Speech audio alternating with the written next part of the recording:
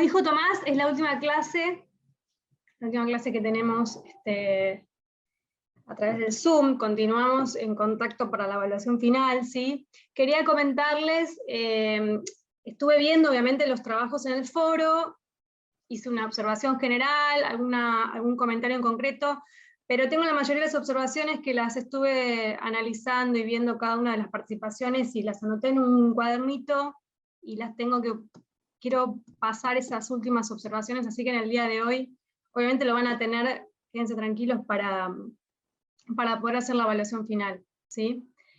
Bien, bueno, solo le quería decir algo que... ¿Ustedes tuvieron algún encuentro presencial? ¿Se conocen? No se conocen, ¿no? Bueno, nada, yo nada más quería hacerle este comentario, aprovechando que es la última clase. Yo fui también alumna de la escuela y todavía mantengo amigos de aquella época, así que amigos y amigas. Así que les recomiendo que en algún momento hagan un encuentro del curso, vayan a tomar un café al aire libre, bueno, dentro de lo posible, porque la verdad que de las cosas, entre ustedes, ¿no? De las cosas más importantes que, bueno, supongo, no sé, quizás alguno ya, o alguna ya hizo algún posgrado, de los aspectos más importantes de los posgrados es que se hacen muchos amigos y amigas, contactos profesionales, ¿sí? Hay mucha colaboración, seguimos haciéndonos consultas con el grupo WhatsApp que tenemos de aquella época, y la verdad que siempre hay una actitud colaborativa, hay mucho también momentos de risas, así que bueno, no se pierdan eso, que dentro de la virtualidad tiene aspectos positivos y negativos. Podríamos decir que los positivos es que favorece el acceso, el negativo es que esta cuestión del encuentro se ha visto un poco afectado, pero bueno, se puede compensar a través de, si hay alguna iniciativa, algún compañero o compañera que tenga ese ánimo de organizar algún encuentro, háganlo y no se lo pierdan. Bien, ahora sí, volvemos con los temas del curso. Bien, hasta ahora entonces estuvimos viendo aspectos generales del contrato administrativo, ¿sí? En la clase de hoy vamos a intentar ver, yo tengo poco tiempo, de hecho tengo hasta las 30 y 40, si Martín me admite, y 30 se va a conectar el profesor Martín Cormick. Tenemos que al menos hacer un paneo de los principales contratos típicos, ¿sí? Obviamente que si pensamos si nos ponemos a analizar en profundidad cada uno de estos contratos, requieren de una materia en particular, ¿sí? En mi caso, vamos a ver el contrato de suministro y el contrato de obra pública. Imagínense el contrato de obra pública, de hecho hay especializaciones, diplomaturas enteras dedicadas a la obra pública, ¿sí? Se hace una especialización de contratos, una materia, también digamos, es una cuestión que requiere de mucho tiempo, pero sí al menos poder identificar cuando estamos frente a un contrato de suministro o un contrato de obra pública. Y si me queda tiempo, que me parece uno de los temas más importantes, yo quería mencionarles algunos criterios de la Sociedad Nacional de Contrataciones para poder identificar cuándo estamos ante un contrato alcanzado por el 2023 y un contrato estrictamente, digamos, de obra pública, que si bien se aplica en 2023, se aplica de manera, digamos, residual, ¿sí? Bien, vamos a comenzar entonces con el contrato de suministro, para después tener un poco más tiempo con el contrato de obra pública. El contrato de suministro, la definición que da, por ejemplo, Comadía, es el contrato por el cual la administración pública busca obtener una provisión. Tener disponible determinado bien en determinado momento con una finalidad administrativa. Obviamente es un contrato administrativo, lo que estamos escribiendo es un contrato típico, y obviamente que al ser un contrato administrativo tiene las notas características de los contratos administrativos, es decir, persigue una finalidad pública. Siempre estamos hablando, cuando hablamos del contrato administrativo de suministro, ¿sí?, que el objeto siempre van a ser bienes muebles y transportables. La ejecución de este contrato puede ser inmediata, y aquí es la gran diferencia con el contrato de suministro, o al menos la diferencia que yo percibo. Si uno va al Código Civil y Comercial, encontramos que el contrato de suministro, la ejecución siempre es continuada o en periodos, periódica. Mientras que el contrato de suministro en el derecho administrativo admite la ejecución inmediata, es decir, la entrega inmediata, la ejecución inmediata del contrato, que se materializa en una única entrega, por ejemplo, de los bienes. Pero también puede ser, obviamente, puede ser continuada sucesiva en el tiempo. En el contrato de suministro,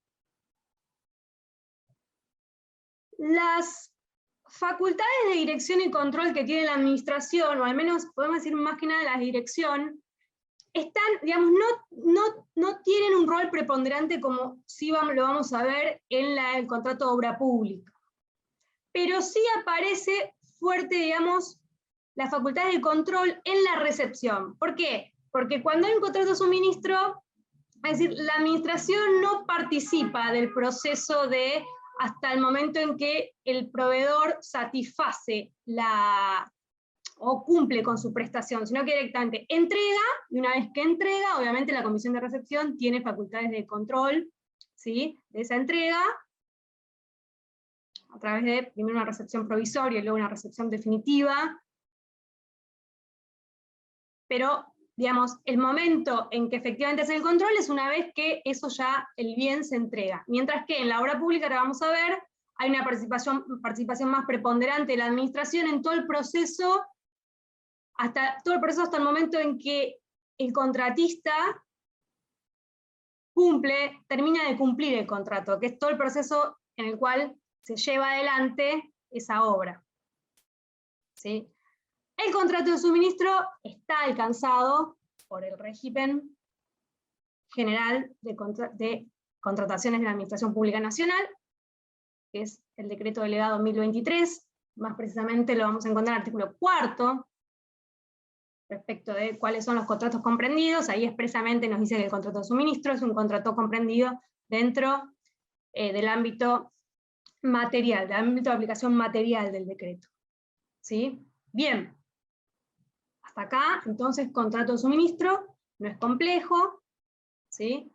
Principalmente, entonces, destacar que se trata de una provisión, ¿sí?, en donde las facultades de la administración del control aparecen con mayor vigencia en la etapa, lo hace, digamos, como nota característica en la etapa de recepción, admite una ejecución inmediata, obviamente continuada también, y por periodos, periódica,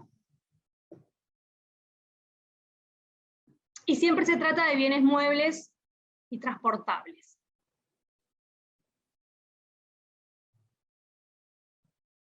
Bien, contrato de obra pública.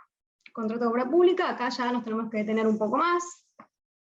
¿Han intervenido en contratos de obra pública en sus trabajos? No. Bueno, contrato de obra pública.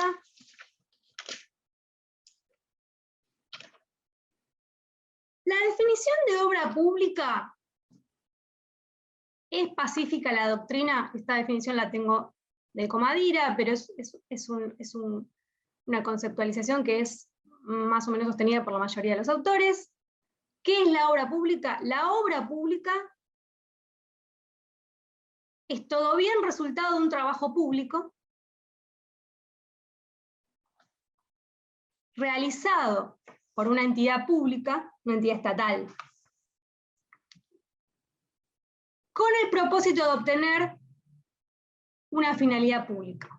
Obviamente estamos hablando de uno de los contratos típicos por excelencia dentro de los contratos administrativos. Este sería, digamos, el concepto genérico. Todo bien, que es el resultado de un trabajo público, llevado adelante por una entidad pública estatal, que tiene como fin una finalidad pública. Estamos claramente estamos hablando obviamente de un contrato administrativo y más específicamente de la obra pública. Ahora, esta obra pública la administración la puede llevar con sus propios recursos, ¿sí? Trabajo público, o bien puede requerir de un colaborador. Y en ese caso vamos a estar ante un contrato de obra pública. Es decir, la primera definición que doy es la definición de obra pública. Esa obra pública, ¿sí? Esa obra pública puede ser entonces llevada adelante por la administración con sus propios recursos, o puede requerir de un particular, perdón, de un colaborador, puede ser también otra entidad pública, pero de un colaborador, y ahí es, técnicamente, ahí es cuando tenemos el contrato de obra pública. ¿Saben, obviamente, de la existencia de la ley de obra pública, ¿no? Que es la 13064, la ley de obra pública? La ley de obra pública es anterior al decreto 1023. Cuando dictan el decreto 1023, el decreto deroga una serie de regímenes, pero con respecto a la ley de obra pública mantiene su vigencia, y no solo que la mantiene, sino que dice que, obviamente, al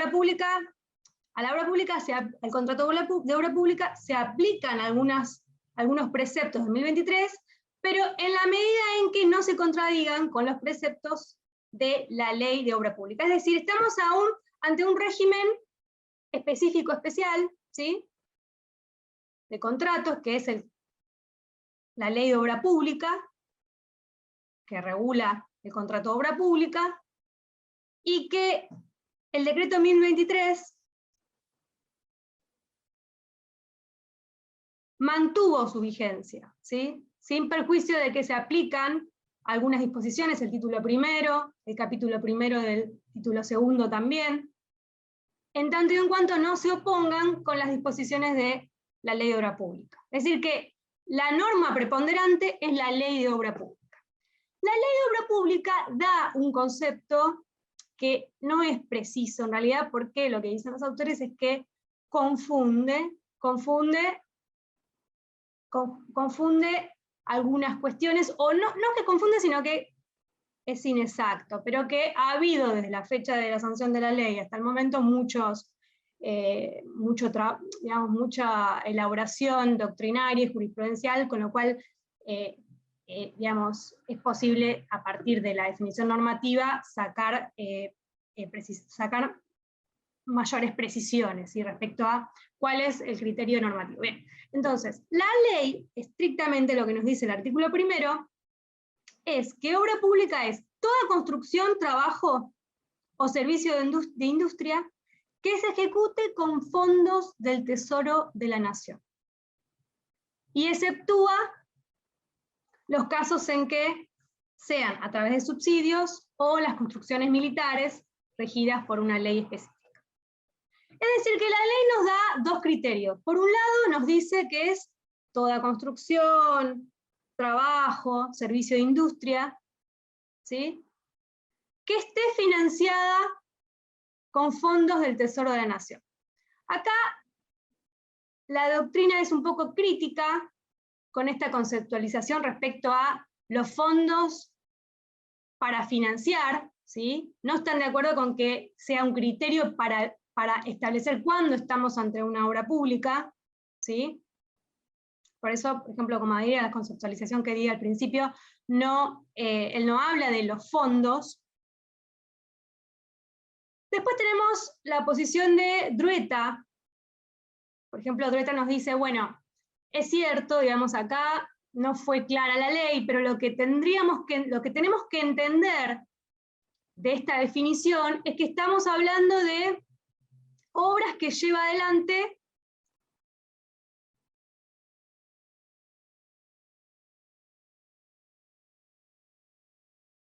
el Estado Nacional por cuenta propia, ¿sí? Es decir, que cuando habla de los fondos se está refiriendo también a que una de las partes necesariamente es el Estado Nacional el que va a llevar adelante esta obra. Esta obra que es el resultado de este trabajo público. A su vez, tenemos que considerar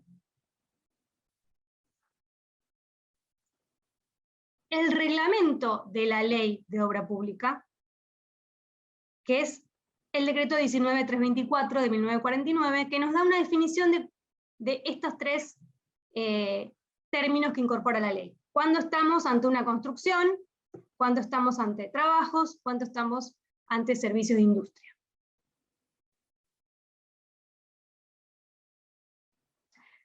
Es bastante amplio, ¿sí? Si uno, digamos, si van al artículo primero de la reglamentación, prácticamente toda obra debería realizarse a través de la Ley de Obra Pública. ¿Sí? Pero ahora vamos a ver, al final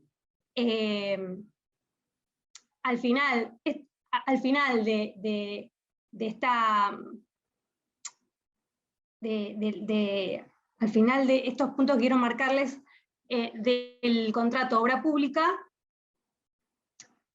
que hay una cuestión que decir con respecto a las locaciones de obra que sí están amparadas por el 1023, y que ahí habría que diferenciar cuándo estamos ante una locación de obra y cuándo estamos ante una obra pública alcanzada por la ley 13064.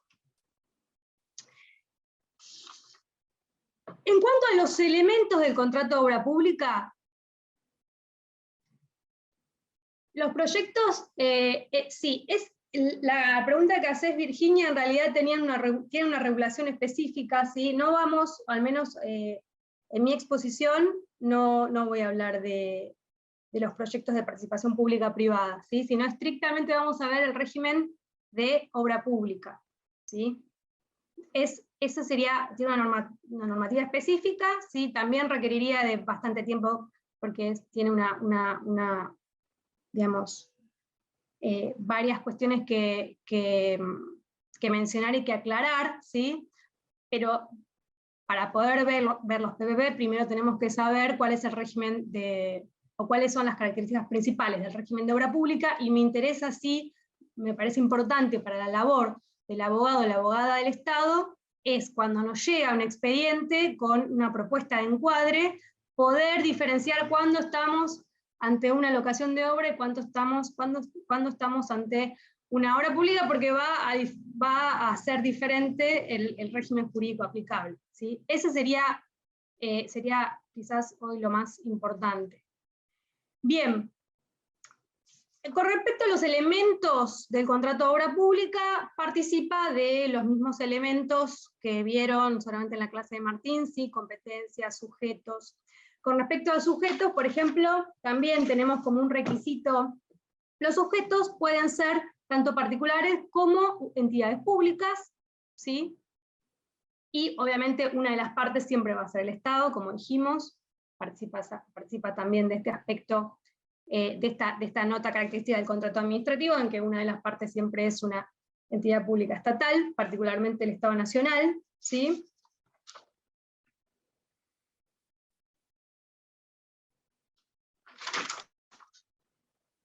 También decir con respecto a la forma, la ley de obra pública nos exige que sea a través de una forma escrita, ¿sí? Y más precisamente nos exige de la suscripción de un contrato, que es el contrato de obra pública, ¿sí? Una vez que se lleva adelante el procedimiento de selección, está el acto administrativo de adjudicación, luego va a haber, las partes van a suscribir estrictamente el contrato de obra.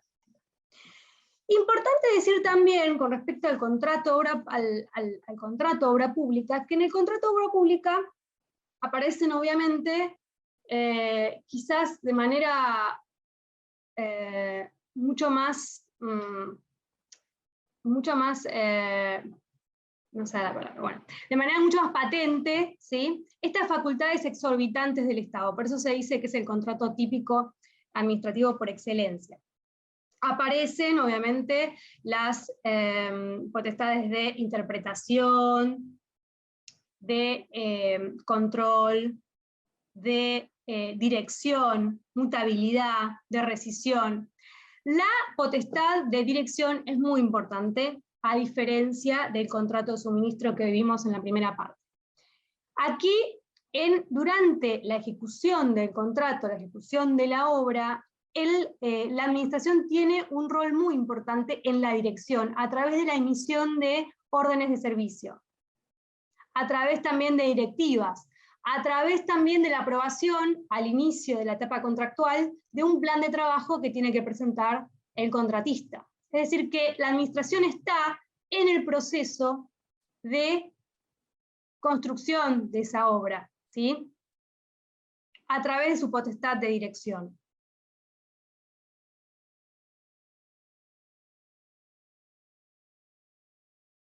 Bien.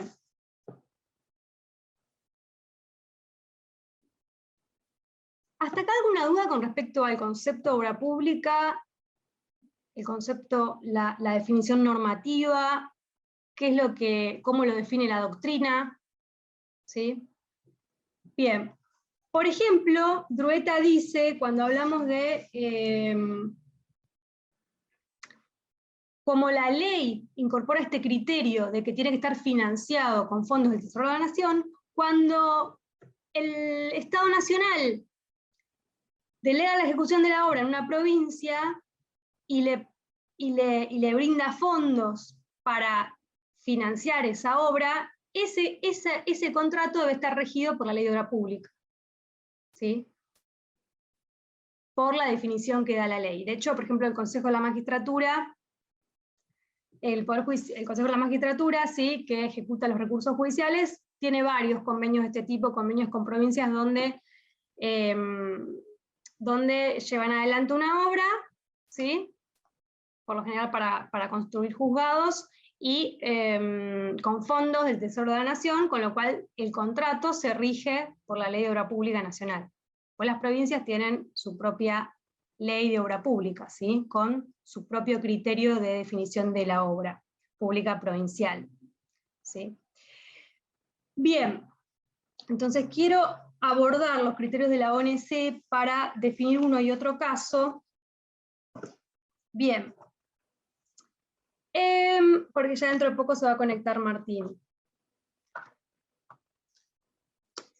Entonces dijimos, la ley de obra pública regula el contrato de obra, o sea, regula la obra pública nacional y el contrato de obra pública. Si ven la ley, nos da una definición y luego tiene una serie de normas procedimentales, no tanto como tiene, por ejemplo, otras normas las normas del régimen para otros contratos, ¿sí? Pero tiene, digamos, normas principales vinculadas a la difusión, a la presentación de las ofertas, garantías, ¿sí? Bien, evaluación de las ofertas, ejecución. La ley de obra pública, entonces, la ley de obra pública va a regir como norma principal en estos casos, pero en 1023 también se aplica. Se aplica la obra pública, el título primero, y el capítulo primero del título segundo. En esto quiero hacer una aclaración porque lo ha aclarado la Oficina Nacional de Contrataciones. El 1023, cuando se dicta en 2001, en el capítulo primero, título segundo, estaban los procedimientos de selección, ¿sí? ¿Qué pasa? Luego, con la modificación operada con el decreto 666 del 2003, esos artículos se van, digamos, esa organización del texto del decreto se va modificando, ¿sí? Pero vamos a ver que en realidad, o sea, lo que quiso regular el legislador a través del 1023 es que los artículos 24 y 25, ¿sí?, del 1023, que son los vinculados a los procedimientos de selección, eran los que se aplicaban también a la Ley de Obra Pública. Entonces vamos a encontrar en el artículo 9º de la Ley de Obra Pública, donde se regulan los procedimientos de selección para seleccionar el contratista en un contrato de obra pública, que al final, el inciso G del artículo 9º, nos dice que además de esos procedimientos de selección, se van a aplicar los procedimientos de selección previstos en el capítulo primero, título segundo del decreto 1023. ¿Esto qué significa? Que si vamos ahora al 1023, no van a estar ahí los procedimientos de selección, porque, como les comenté, fue corriéndose por modificaciones normativas posteriores. Tenemos que ir a los procedimientos de selección regulados, aunque no estén en el capítulo primero, título segundo, 1023, tenemos que ir a los procedimientos de selección regulados en el 1023, ¿sí? En la medida en que no se contrapongan con las disposiciones de la Ley de Obra Pública. En ese sentido, hay pronunciamientos de la Oficina Nacional de Contrataciones, por ejemplo, en que han tenido una opinión favorable a que, por ejemplo, pueda llevarse adelante un contrato de obra pública a través de una contratación directa interadministrativa. ¿Sí? La contratación directa interadministrativa no está prevista en el artículo 9 de la Ley de Obra Pública, la 13064, pero por este inciso G, que nos remite al 1023 en todo lo que no se contradiga con la ley, tenemos que la contratación directa interadministrativa no se contradice con las disposiciones de la ley, con lo cual puede haber un contrato de obra pública realizado a través de este procedimiento de selección en particular. Y de hecho, eso fue puntualmente una consulta que habían hecho en el marco de la construcción, por ejemplo, de radares con el INVAP, ¿sí? Que es una empresa del estado de Río Negro. ¿Sí? Entonces, con lo cual, la pregunta era si se podía llevar adelante a través, digamos, ¿cuál era? En ese dictamen se analizó, entre muchos, ¿no?, la relación entre el 1023 y la Ley de Obra Pública. Bien, entonces, les decía, la cuestión es, ¿cuándo estoy ante, es decir, si el 1023 se aplica a las locaciones de obra, ¿sí? Y, por el otro lado, tenemos la definición de obra pública nacional y, en función de ello, también del contrato de obra pública nacional, ¿sí?, que nos da la ley. ¿Cuándo, entonces, ante una obra X, estamos ante una locación de obra o una obra pública nacional en los términos de la ley? Bueno, la Oficina Nacional de Contrataciones dio criterios para poder resolver esta cuestión. Los criterios nunca son del todo precisos, digamos, no por ser la base, quiero decir, hay cuestiones que quedan a definir en cada caso concreto, pero que al menos sí nos dio algunas pautas para poder analizar en cada caso. La ONC, obviamente después de aclarar de que el 1023 se aplica a la obra pública, pero que están por un lado las locaciones de obra y por el otro lado la obra pública nacional, nos dijo, primero hay que tener en cuenta la naturaleza de las prestaciones, ¿sí? Más precisamente, se refirió a que tenemos que analizar si se trata de reparaciones menores o reparaciones mayores, ¿sí? ¿Cómo defino cuando es una reparación mayor o menor? Bueno, voy a tener que tener en cuenta el costo total de la obra en función del costo total del inmueble. También si esa obra implica una modificación sustancial del inmueble. Cuando es una obra nueva, ahí es un poco más claro, ¿no?, que estaría encuadrado por el régimen de obra pública, pero la cuestión quizás es más compleja cuando estamos ante una reparación, ¿sí?, que también obviamente las reparaciones también están dentro del concepto de obra pública, solo que la ONC hace esta diferenciación entre reparaciones menores y reparaciones mayores, que obviamente va a requerir también de informes técnicos. Nosotros, como abogados y abogadas, es complejo también poder definir cuándo es mayor o menor, pero sí poder al menos aclarar cuáles serían los criterios que han sido dados por el órgano rector. También, es decir, si hay una modificación sustancial o una mejora sustancial del inmueble. También la ONC ha mencionado otro criterio, que es la clasificación del gasto. ¿Sí? Si en la clasificación ¿En base a qué parámetros económicos?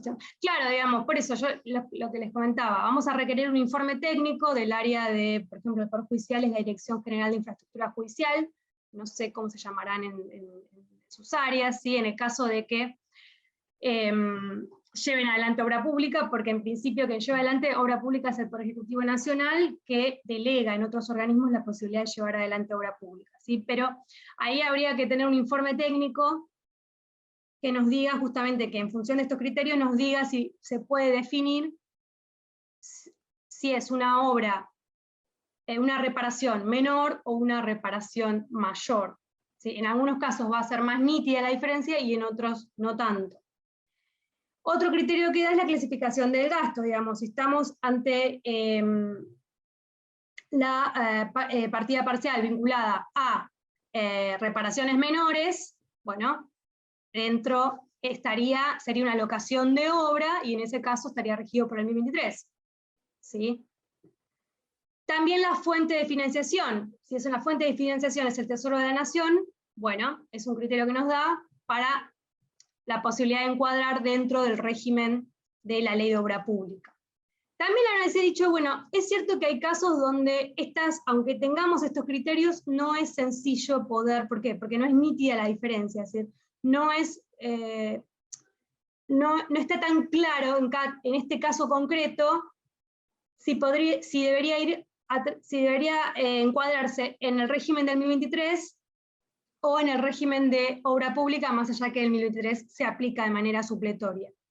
En esos casos, en algunos casos, ha recomendado, ¿sí?, que si son, digamos, los límites no son tan nítidos, ha recomendado el encuadre a través del decreto 1023. ¿Por qué? Porque es un régimen más moderno, ¿sí? Incluyo un régimen más moderno con disposiciones, obviamente, estamos hablando de un régimen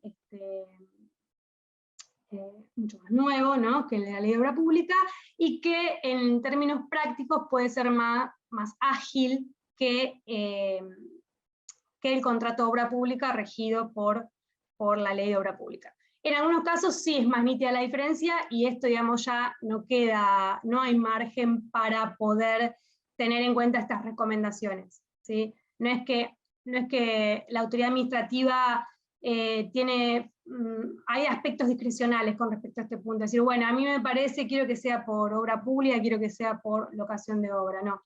En los casos donde es más nítida esta diferencia, ¿sí?, allí, digamos, obviamente que hay que tener en cuenta estos criterios y va a tener que estar encuadrado en función del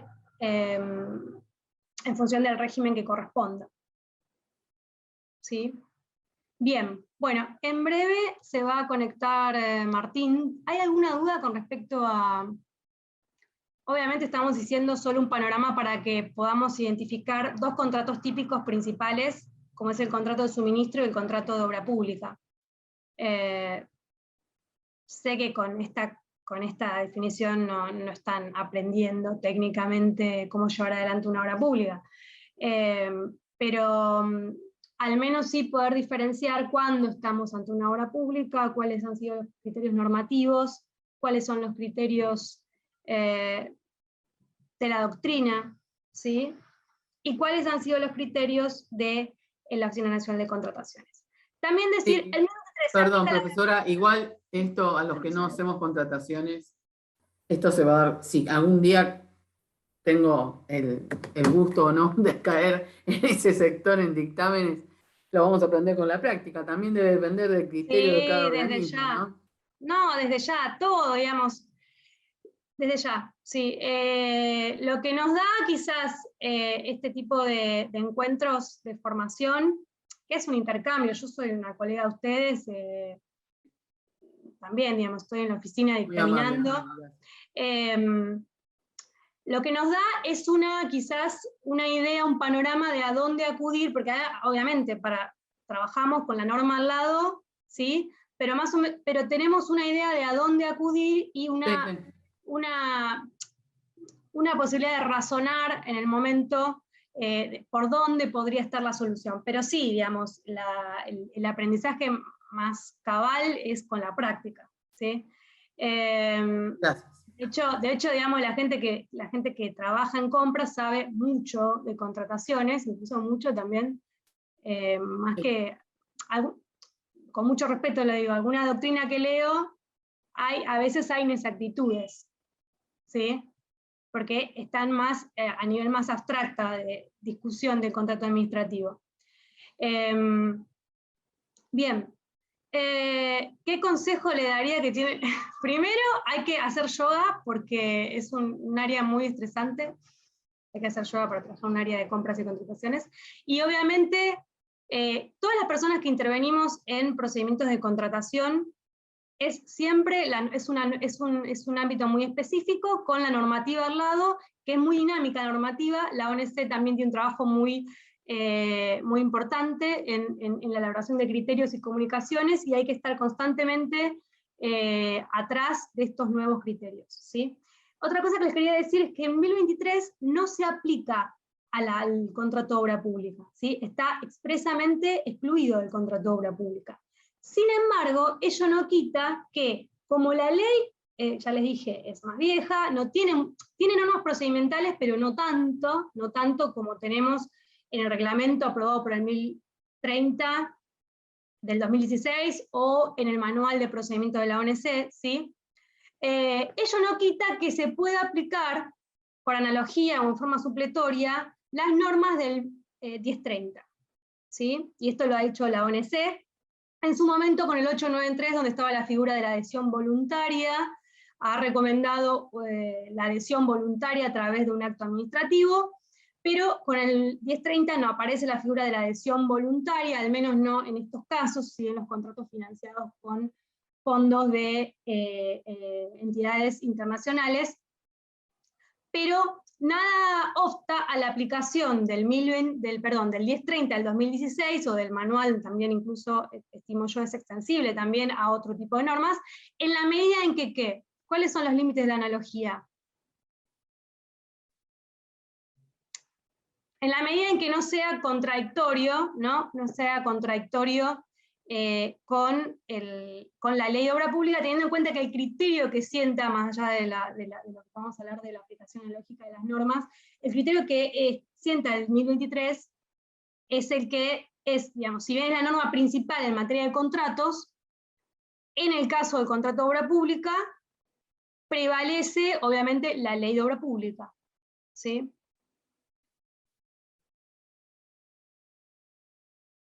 Por ejemplo, en el caso del Poder Judicial, el reglamento de contrataciones del Consejo de la Magistratura, ¿sí? Que se aplica a todo el Poder Judicial salvo la Corte.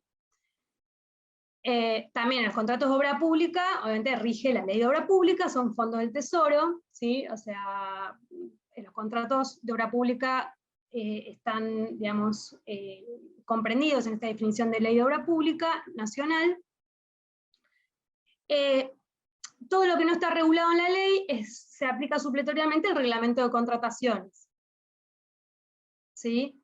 Principalmente lo que tiene que ver con, por ejemplo, bueno, evaluación de las ofertas, tiene poco la ley de obra pública, ¿sí?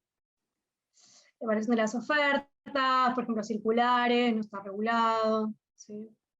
Varias disposiciones más de tipo procedimentales del procedimiento de selección del contratista. Bien, no veo si está Martín. No lo veo, pero la otra vez la vez anterior seguía hablando y él estaba ahí mirando, lo que pasa que yo estaba con el celular. No, no está. Bueno, si quieren, hacemos lo siguiente. ¿Hasta acá alguna duda? ¿De contrato de suministro y contrato de obra pública? También existe un registro, bueno, ustedes no lo vieron, no vimos el registro, el sistema de información de proveedores, el CIPRO, pero lo conocen. Sí, lo han mencionado, ¿no? Bueno. También hay un registro nacional de constructores, ¿sí? Que se crea a través de la ley y aparece como obligatorio en los contratos de obra pública. Y hay también un pronunciamiento de la ONC, no marqué los números, pero igual están compilados en el compendio, ¿sí? Hay una sección de obra pública. La ONC, un caso donde la Administración de Parques Nacionales consulta sobre la posibilidad, en un caso donde justamente no era nítido si era una locación de obra por el 2023 o una obra pública nacional, o sea, un contrato de obra pública nacional, perdón, decía, bueno, nosotros preferimos hacerlo por el 2023 porque estos proveedores no están inscritos en el registro de constructores nacionales, entonces facilitaría, ¿no?, que la convocatoria no quede desierta. La ONC lo que dijo es que si bien es cierto que hay situaciones que no son, la diferencia no es nítida, que también hemos recomendado que en esos casos que se encuadre en el 2023 porque tiene normas que son más ágiles en el momento de llevar adelante el procedimiento de selección, cuidado que la elección del encuadre no tiene que ser a los fines de evitar el cumplimiento de normas, de determinadas normas de uno u otro régimen, ¿sí? Sino que obviamente tiene que estar, primero tener en cuenta estos criterios que nos dan las normas, después los criterios que nos da el órgano rector, ¿sí? Y después, obviamente, siempre en función de la solución que mejor pueda satisfacer el interés público comprometido, pero no para evitar el cumplimiento de una norma, ¿sí? Bien, bueno, entonces, ¿hasta acá alguna duda?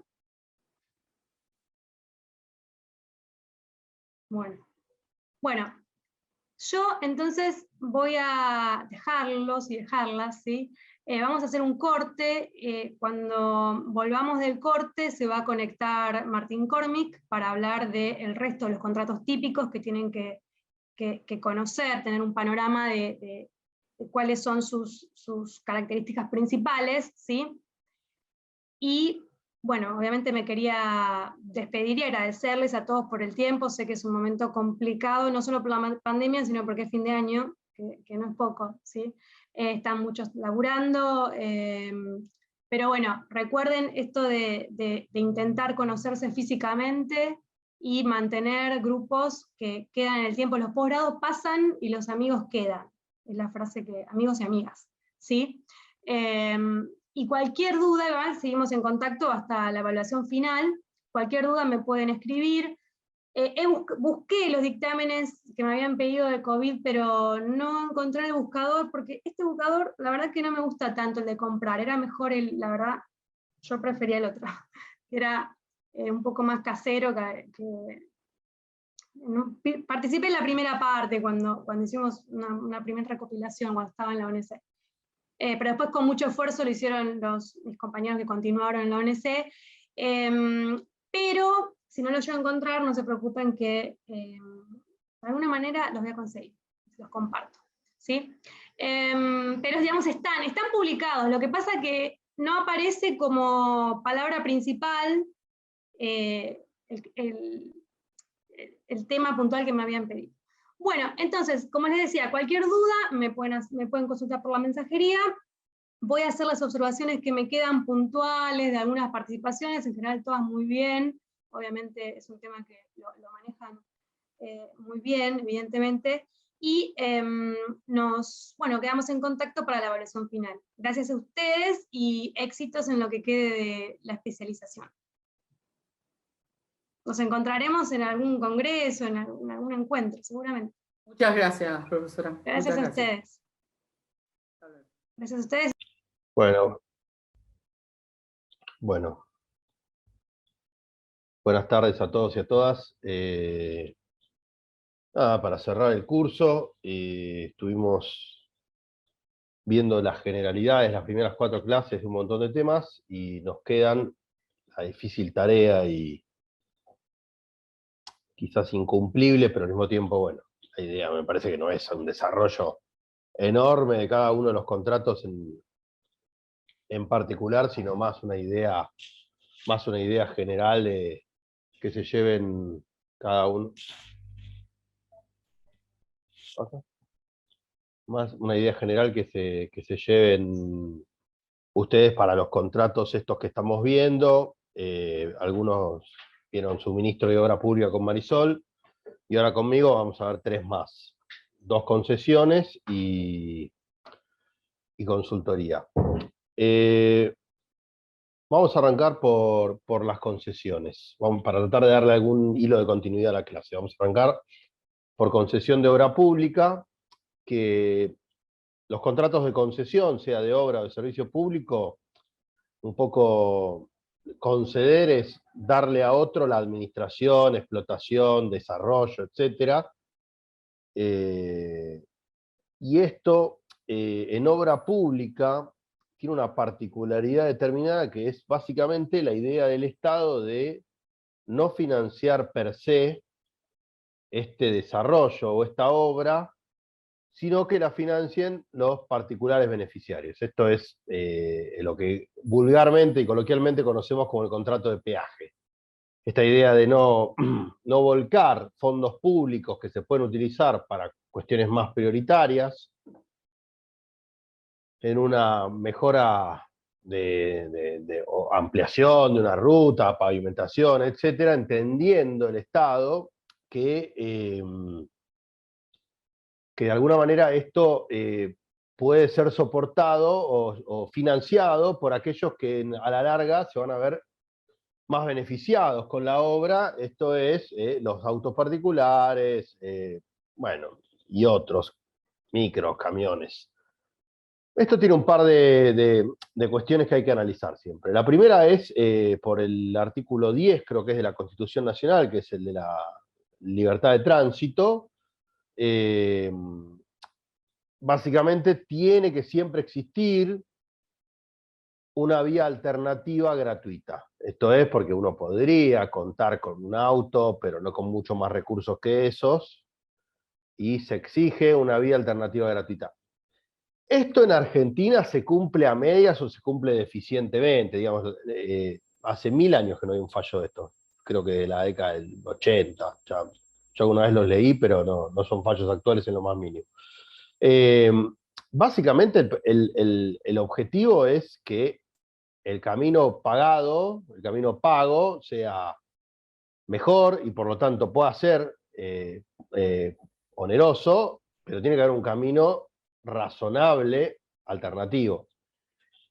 La razonabilidad y la calidad del camino alternativo en Argentina no siempre son tan así. No hubo últimamente reclamos al respecto, lo que digo es son fallos muy viejos, cuando se empezaba a discutir este tema, pero no deja de ser un tema interesante pensar cuánto le debemos exigir al camino alternativo o que, por ejemplo, la propia concesionaria tenga un mejor camino alternativo y no colectoras que se cortan, que son muy cortitas, que de repente no se puede ir de más determinado tiempo, que yo salvo algún camino alternativo creado por la propia concesionaria de mediana calidad, como puede ser desde Tigre para acá en el acceso norte, más o menos, que creo que ya se puede entrar sin pagar peaje. En general los caminos alternativos en Argentina son bastante flojos, pero les repito, hace un montón de años que no hay una judicialización y un debate serio por el tema.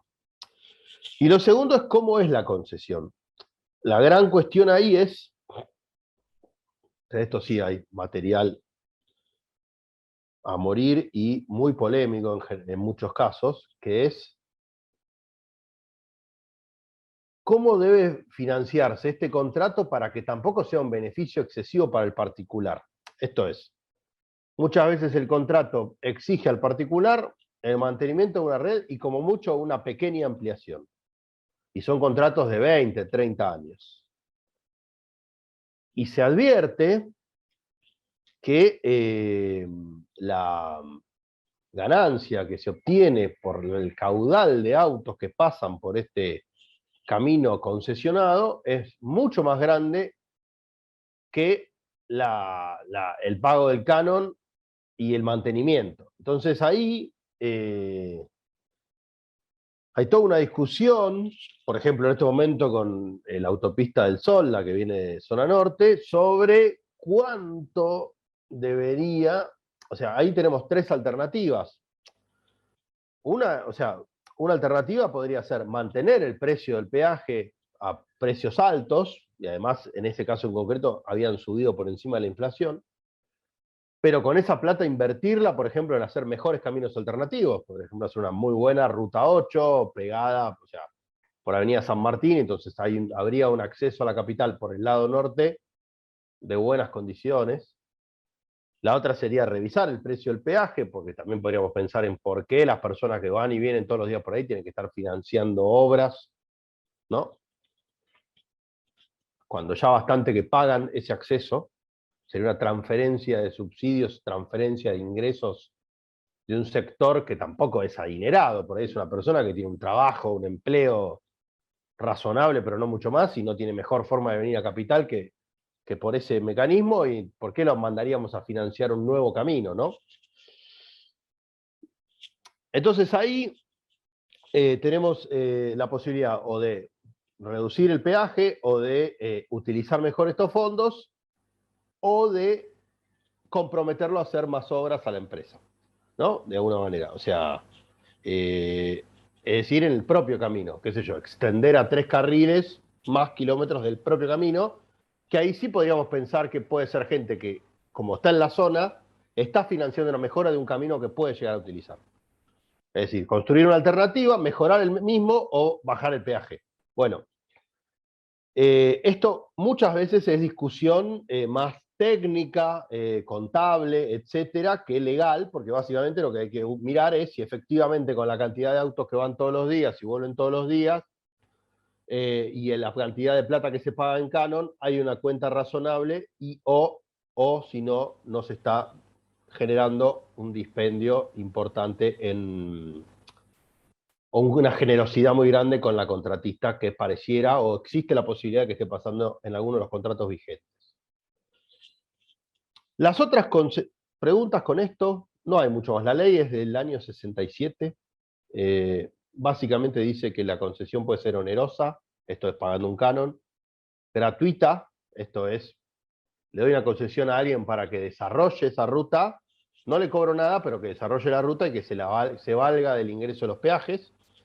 Y la tercera, subsidiada, es decir, considero que ni aún con la plata que va a sacar del peaje, por ejemplo, una ruta poco transitada, zona de montaña o zona de bajas poblaciones, pero que el Estado considera una buena política pública faltarla, por ejemplo, pero dice, bueno, la mitad la vas a sacar de los peajes, la otra mitad te la doy yo, porque podría ocurrir también, es decir, están las 3 posibilidades en la ley 17.520. El artículo 3, 4, lo busco. 2, perdón. Bueno, y después es un contrato de obra pública, con todo lo que ya han visto, si no hay ningún aporte más respecto de renegociación, de diferencias, de cuestiones de preproyecto, de proyecto, es decir, cosas inherentes a los contratos de obra pública que se vuelven a plasmar en esto, que lo único que tiene diferencia es quién lo paga. En la obra pública, la 13064, el artículo 1 dice que se paga con fondos del Tesoro, y en esta dice que existe la posibilidad de que se pague total o parcialmente por quien es beneficiario de la mejora, ¿no? Pagando un aporte al concesionario. No hay mucho más de esto. Nosotros damos el artículo de barra ahí. Bueno, hay un montón más, pero digo, no hay mucho más para un curso como este, en donde hay que dar 5 o 6 contratos de estos especiales en la última clase. Pero bueno, preguntas, opiniones, comentarios de lo que dije. ¿Alguno está más empapado, quiere decir algo? ¿O vamos a concesión de servicios públicos? No sé, díganme, mientras voy sonando la nariz, perdón, pero estoy muy resfriado.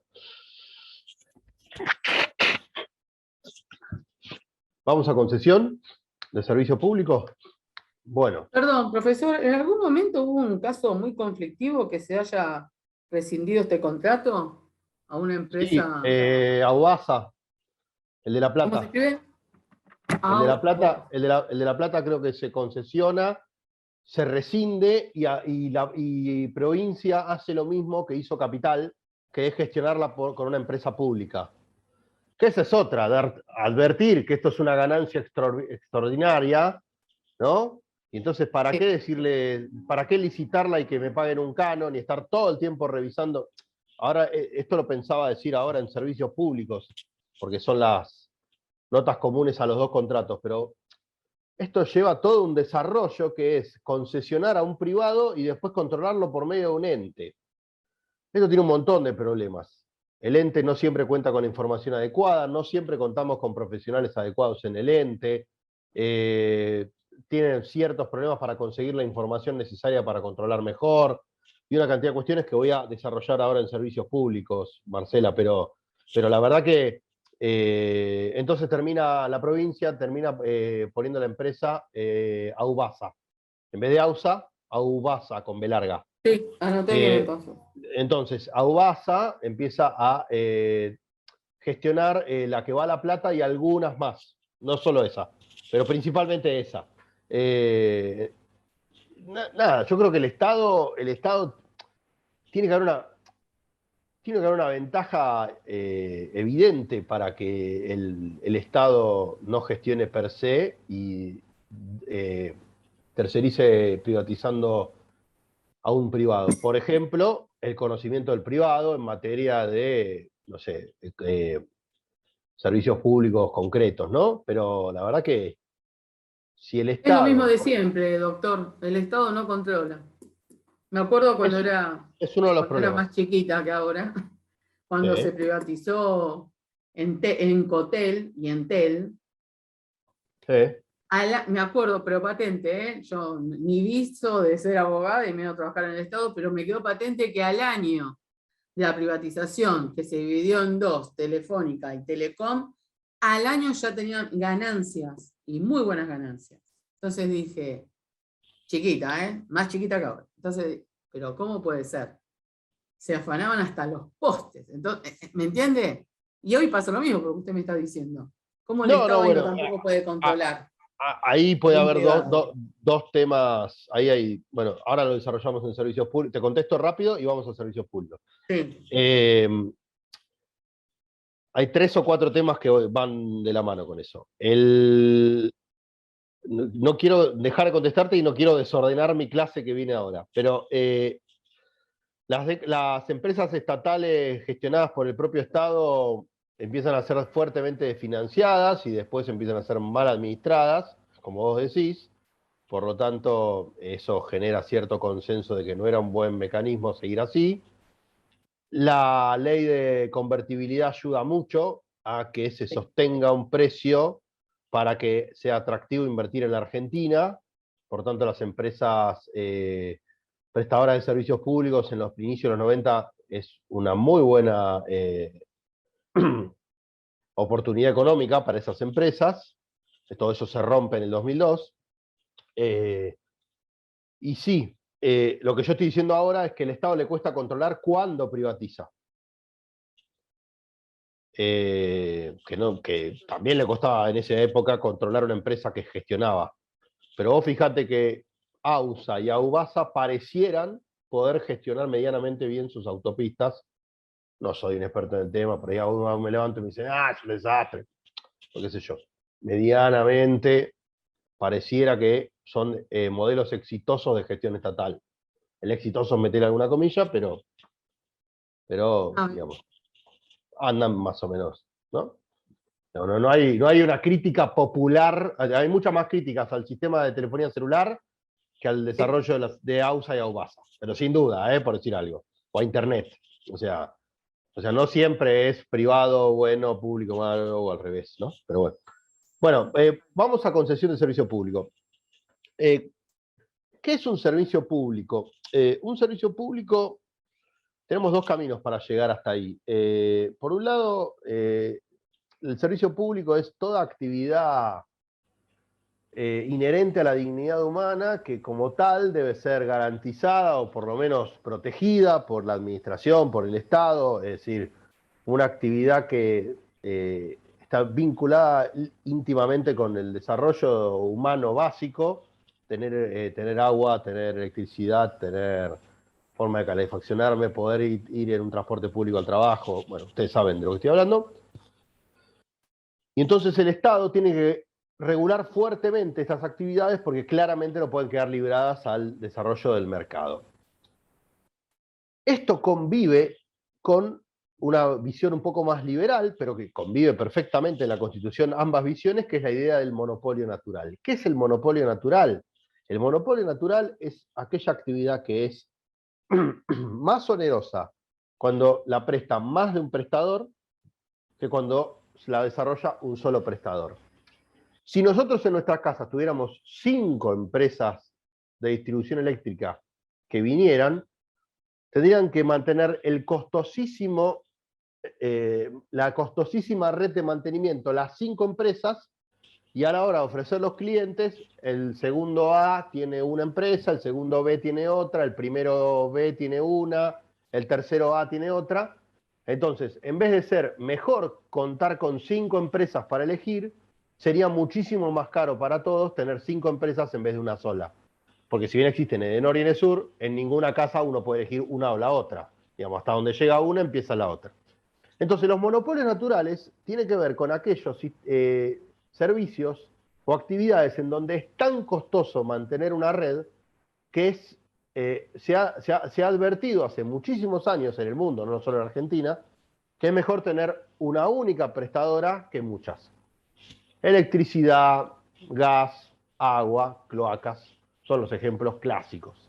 ¿Se entendió? Tener más de una red de cloacas o más de una red de agua sería mantener toda una red de cloacas que va desde mi baño hasta no sé dónde, por 2, por 3, por 4, por 5, por lo tanto sería muchísimo más caro. Esto va en contra de las ideas básicas de mercado en el mundo, en donde tener 10 zapaterías en mi barrio, a priori me dan la posibilidad de comprar zapatos más baratos y mejores que si tuviera una sola zapatería en toda la ciudad, ¿no? Bueno, los monopolios naturales van al revés.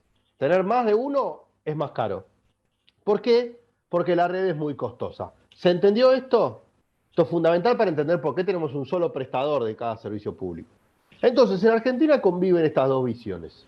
Y como decíamos antes, con concesión de obra pública, el Estado privatiza el servicio y necesita un ente que controle ese servicio. Pero fue siempre así. Vamos a hacer un breve repaso de la historia de los servicios públicos en Argentina, que nos va a llevar 5 minutos, y si uno quisiera le podría llevar 20.000 horas. Me acordé que no le envié el material al que me lo pidió. Estoy en falta y lo voy a resolver. Nos cruzamos un par de mails y después me olvidé. Básicamente los servicios públicos en Argentina empiezan con el desarrollo del ferrocarril en la década del 50 del siglo XIX, 1850, más o menos, para poner una fecha general. ¿Qué hacía el Estado Nacional? Concesionaba tierras, otorgaba tierras, y el privado, en este caso de capitales ingleses, desarrollaba la línea de ferrocarriles, que le interesaba mucho para traer al puerto de Buenos Aires las materias primas que quería traer al puerto para llevar a Inglaterra. Esto sirvió también para que se pueda utilizar para el transporte pasajero, etc. Entonces, el Estado empieza a advertir que el precio que cobraban esas compañías no podía quedar librado a su sola decisión. ¿Por qué? Porque estaba en juego cuestiones fundamentales. Por ejemplo, el transporte de personas, además del transporte de mercaderías para exportar. Entonces, en la ley de ferrocarriles, que tiene 150 años más o menos, creo que de 1871, 1873, se establece en su artículo 44, Ley General de Ferrocarriles, después búsquenla. La ley creo que es la 871, ahora después lo googleo, o lo buscamos. Y el artículo 44 dice que las tarifas tienen que ser justas y razonables. O sea, es un concepto que existe hace más de 100 años en Argentina. Diría más de 130, 140 años. Es decir, que no las puede poner el privado por sí solo. Esta primera etapa se desarrollan otros servicios que hoy consideramos públicos, una pequeña red de distribución eléctrica en la capital federal, empieza a haber la red de aguas, etc. Y siempre el Estado se empieza a dar cuenta que es muy importante, por la importancia de estos servicios y por haber un único prestador en cada uno, que tiene que regularlos. Todo esto cambia de paradigma en el primer gobierno de Perón, empiezan a nacionalizarse los servicios públicos. Las historias son muy variadas, en alguno había deudas, en otro había una cuestión estratégica de por medio. Depende de la bibliografía que uno elija, es más épico o menos épico esta nacionalización de servicios. Hay de todo, búsquenlo. O sea, debe haber oído un poco de todo. Perón debía considerar que era importante estatizarlos, y al mismo tiempo algunas empresas se vieron muy beneficiadas porque tenían un montón de deuda, y bienvenida la estatización y sacarme este clavo de encima. Debe ser una mezcla de las dos cosas. Se nacionalizan los servicios. La Constitución reformada de 1949, en el artículo 40, establece que los servicios públicos tienen que ser nacionales, es decir, se le da una cobertura legal a la cuestión, y los servicios públicos nacionalizados empiezan a tener un buen desarrollo. Ferrocarriles Argentinos, Segva, Gas del Estado, Obra Sanitaria de la Nación, Entel, etc. Entonces, ahí, esto funciona medianamente bien hasta la crisis del petróleo del 73, en donde el Estado empieza a tener restricciones económicas fuertes. Viene el Rodrigazo, que es en el 75, el golpe de Estado del 76, y una cantidad de cuestiones económicas, además de las que ustedes ya conocen, políticas y de desapariciones, etcétera. Digo, vamos, concentrémonos en servicios públicos. En donde el Estado, en la década del 80, le cuesta mucho mantener esas empresas públicas de prestación de servicios públicos. No sé qué pusiste. Ahí lo leo. Déjame que cierre el hilo, Claudia. Bien. Entonces, el sector público, llevando adelante sus empresas, empieza a tener un montón de problemas. Para los que somos un poco más vejetes, no se conseguía línea telefónica, el gas a veces uno ponía la mano en la hornalla y no calentaba, había cortes de luz programados y no programados, etcétera, etcétera, etcétera. Ese es el caldo de cultivo del periodo, digamos, 85-89, que genera la ley de reforma del Estado, o sea, genera, además de que el mundo iba para ese lado, la ley de reforma del Estado del año 89, 23696, en donde se deciden privatizar los servicios públicos y el Estado los controla por medio de entes reguladores. Esto arranca bien, ¿por qué? Porque la economía acompaña con la ley de convertibilidad, 23981, bueno, búsquenla, es un poco posterior, de un año posterior. Entonces, las empresas invertían en pesos y ganaban en dólares. Y ganaban en dólares, convertían a dólar y llevaban a sus casas matrices ganancia en dólares. Entonces, se mejora la red de teléfonos, se mejora la red de agua, se mejora la red de distribución eléctrica. Esto también es importante decirlo, no todo es malo, o sea, acá no tiene sentido casarse con un discurso, con otro, etc. Y la verdad que todo esto funciona razonablemente bien mientras duró la convertibilidad. Cuando la convertibilidad cruje, en el año 2001, en diciembre, se sanciona el 6 de enero como regalo de Reyes, el 25, la ley 25.561 de emergencia económica, que en lo que hace a servicios públicos dice las tarifas que antes estaban en valor dólar, un peso un dólar, ahora se van a adecuar a pesos, es decir, no van a seguir la evolución del dólar. Si el dólar sube a 2 pesos, las tarifas no se duplican, se mantienen el valor peso, lo que se llamó pesificación de las tarifas. ¿Estaba bien hacer esto? Absolutamente. Niveles de pobreza gravísimos, incluso peores que los de la peor semestre de la pandemia. Niveles de pobreza gravísimos, niveles gravísimos de posibilidad de pagar las tarifas, por tanto, haberlas duplicado o triplicado no hubiera tenido sentido, porque un montón de gente hubiera dejado de ser usuaria del servicio público, básicamente. Entonces, la especificación de tarifas en el 2012 es una idea adecuada.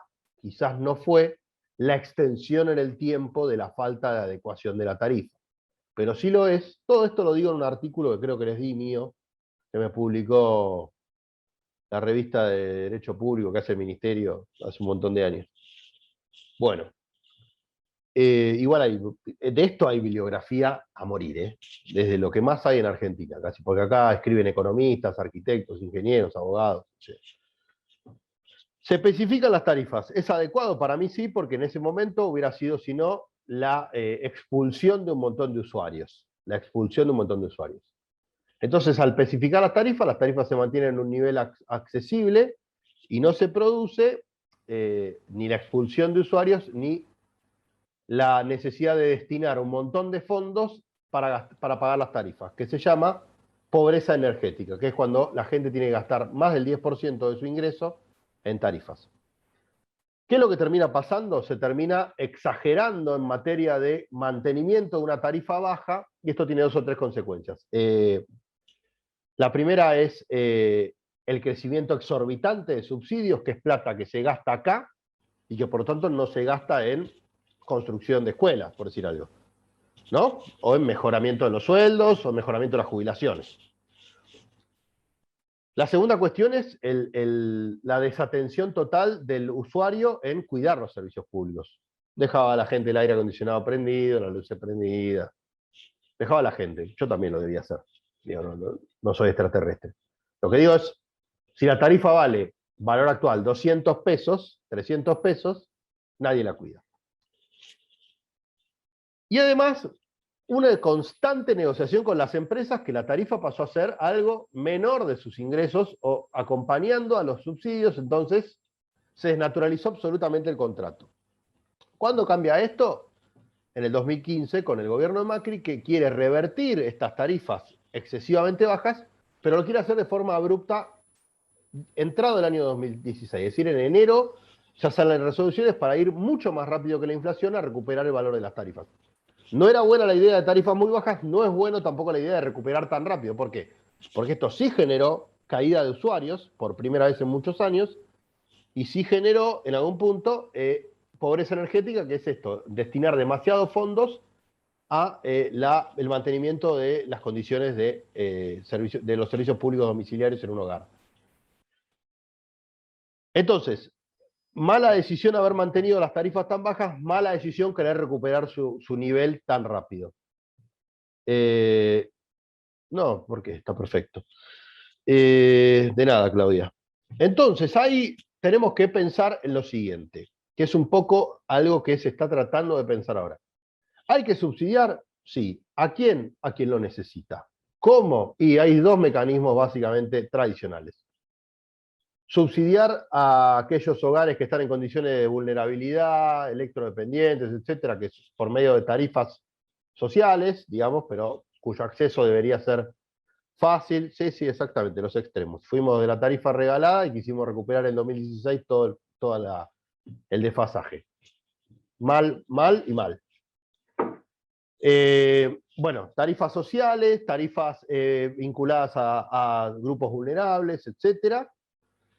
Y lo que se está hablando ahora, por primera vez, pero que en otros países existe hace 1000 años, yo fui a Colombia en el año 2003, y todos hablaban de la segmentación de tarifas, la categorización de tarifas, de usuarios, que esto es por cuestiones geográficas, por cuestiones de consumo de tarjeta de crédito, por cuestiones de ingreso, por lo que sea, ese combo, y ponernos categorías. A vos te subsidio el 5, a vos el 10, a vos el 20, a vos el 30, a vos el 50. No, gracias. Entonces, ¿qué no puede tener una segmentación un único indicador? ¿Por qué? Porque si es la geografía, hay gente en Barrio Norte que es pobre. Hay muchos ricos, pero hay pobres. Hay gente en Villa Lugano que es rica. Hay muchos pobres, pero hay ricos. La geografía no alcanza. Los ingresos tampoco, porque si uno tiene 5 hijos, nadie lo obligó, ¿no? Pero bueno, no alcanza solo los ingresos. Los gastos tampoco, porque hay gente que tiene la economía más en blanco y otros más en negro. Pero ese combo nos debería de alguna manera orientar para gastar mejor los subsidios. ¿Es importante? Absolutamente. ¿Por qué? Porque la plata esa, mal gastada, es un problema. Por ejemplo, año 2013-2014, tarifas bajísimas y un montón de argentinos yendo a pasear al extranjero. Tienen todo el derecho del mundo. Otra vez esta semana volvió a surgir el tema por las tarjetas. Pero digo, por supuesto, todos tenemos derecho a pasear en el extranjero si nos da la economía. Ahora, es lógico que el Estado Nacional te regale la luz y vos con esa plata ahorres para ir a Brasil y gastes la plata de los dólares que sale regalar la luz en Brasil. La respuesta es que no. Entonces, tiene que haber un esquema inteligente que combine todos estos factores. Entonces, cerrando un poco, no me acuerdo qué me habías dicho, Claudia, antes, algo de la categoría de usuario. La característica más negativa de esta etapa se encuentra en la etapa de que las empresas eran estatales. La falta de consideración de los usuarios. No se pensaba en la categoría de titulares de derechos públicos. Esperaba la reforma del 94. Yo creo que la característica más negativa de la... Estamos hablando, Claudia, de la época de las empresas estatales, ¿no? Quiero creer. ¿O ya la época privatizada? Fui a buscar, ¿se escucha en este auricular o no? Sí, sí, perfecto. Un lujo que terminemos el año calendario de cursada con una clase como esta. Creo que todos los que estamos acá coincidimos lo mismo. Usted, no, es muy difícil encontrar capacidad técnica y sincericidio y claridad. La verdad que usted Bueno, espero que resume no 20 sea años de lo sincericidio. Que sea No, sinceridad. no, es muy claro lo que dice, porque la verdad que sí, sincericidio, no sé si es sinceridad tal vez, es más sincericidio. Espero Estamos en un país sinceridad, porque... Bueno, quebrado esto... por la falta de ideas inteligentes, esquema inteligente de tarifas. Parece Se te ciencia corta un poco, ficción. No, Claudia, yo o lo me que le pasa a decía es mí. que tardó mucho. ¿Ahí me escucha? Sí, ¿Ahí se pero te escucha? juro que se va y viene, va y viene. Decime, Claudia, ¿a qué te referías con esta Es etapa? pésimo mi auricular, entonces. Ahora te escuché perfecto. ¿Ahí se escucha? Esta etapa, la de que no somos usuarios, ¿te referís a la época que eran empresas No, que yo públicas? decía, no, yo decía cuánto tardó en aparecer el concepto usuario. Sí. Hasta el Honestamente, 94 el usuario no existía. sí, honestamente, si el Estado argentino hubiera seguido siendo rico, digamos, rico. O sea, en la Argentina en los años 60, digamos, 50 y 60 se vivía muy bien. Había una bajísima desocupación, la gente se iba de vacaciones, en muchísimos hogares alcanzaba con un sueldo para mantener las familias. Esto hacía, por supuesto, que hubiera una enorme desigualdad entre hombre y la mujer, pero realmente no necesitaban 2 sueldos las familias para mantenerse. Y la verdad que no ser usuarios en esa época no le importaba a nadie porque funcionaban los servicios. Entiendo a dónde vas. Yo creo que el problema está cuando el Estado se empobrece y no puede mantener las propias empresas, además de lo que contaba Marcela, que se afanaban todo, pero supongamos que no se afanaban todo y que el problema era más estructural.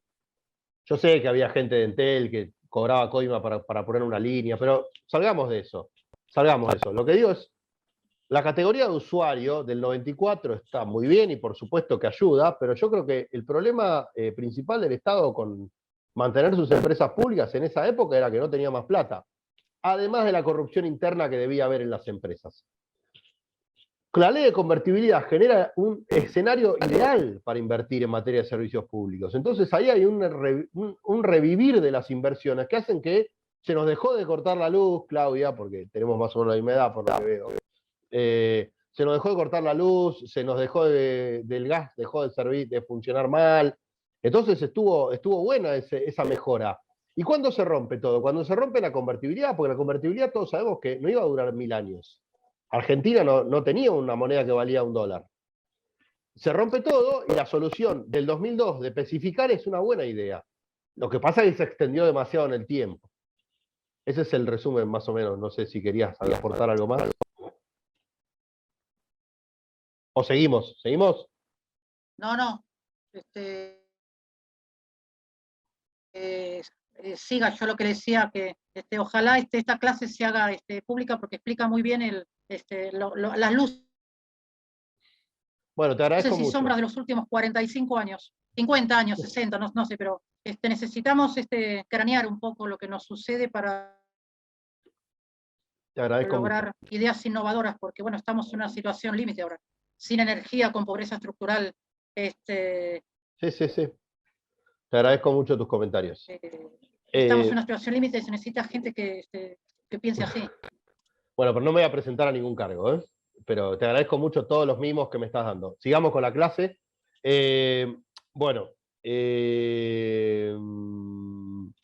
Entonces, ¿cómo funciona la relación entre el Estado y el concesionario?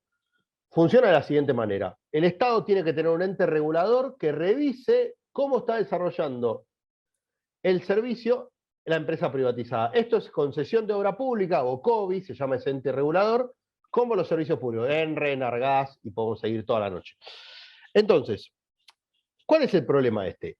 Hay varios problemas, pero el principal problema es lo que se llama asimetría de información.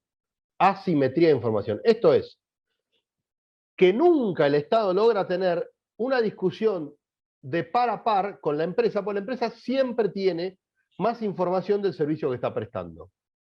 Esto, llevándolo a un caso más casero, en cualquier situación de empleador-empleado, el empleador puede mirar de alguna manera cómo está desarrollando el trabajo, el empleado todo, pero el empleado siempre tiene un mundo secreto, el empleado, la empleada, el empleador, la empleadora, ¿no? Donde no siempre va a tener todas las herramientas para controlarlo adecuadamente. Y las empresas se valen de esto. No ponen siempre todas las cartas sobre la mesa. Entonces a veces piden aumentos desmedidos de tarifas basándose en argumentos que no siempre tienen un soporte documental atrás, etc. Entonces termina siendo una relación compleja.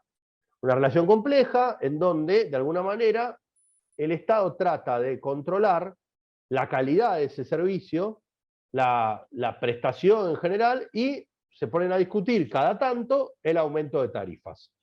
El aumento de tarifas exige en todos los servicios la convocatoria de una audiencia pública previa para oír a la ciudadanía, etcétera, si el aumento que está pidiendo la empresa es adecuado. Bueno, ese paso hasta ahora es más formal que real. Las audiencias son un montón de ONGs que hacen catarsis, hay un montón de empresas que explican por qué nos tienen que aumentar un 500% las tarifas, y el Estado termina yendo más o menos por un camino del medio, a veces más afín a la empresa, a veces más afín a los usuarios. Pero lo cierto es que las empresas deberían brindarnos una mejor información para que la audiencia pública deje de ser un paso más formal que real, en donde un montón de gente habla, están en YouTube colgadas. No, no siempre son 28 y 30 de diciembre, han sido en otro momento del año, pero lo que no son muy útiles hasta ahora. Pero eso depende de todos. También nosotros a veces no le damos la suficiente entidad que tiene. Pero más allá de eso, las audiencias no han tenido lo que la teoría nos decía que iba a tener. No ha tenido ese lugar importante en la discusión, y hasta ahora, repito, ha sido un tema más formal que real. ¿Dónde estamos parados en materia de servicio público? Que necesito 10 minutos para hablar de consultoría, porque si no después vienen los directores de la escuela y me retan. El último gran paso en materia de servicios públicos fue el decreto 690 del 20. 690 del 20, lo pongo acá.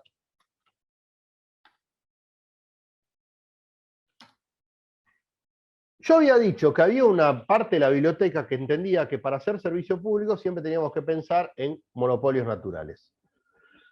Y otra parte de la biblioteca que dice, no, acá lo que importa es el derecho protegido en juego, en donde si el derecho es el acceso a un derecho básico, como el agua o la electricidad, el Estado tiene que meterse y regular fuertemente. ¿Qué pasa en el decreto 690 del 20?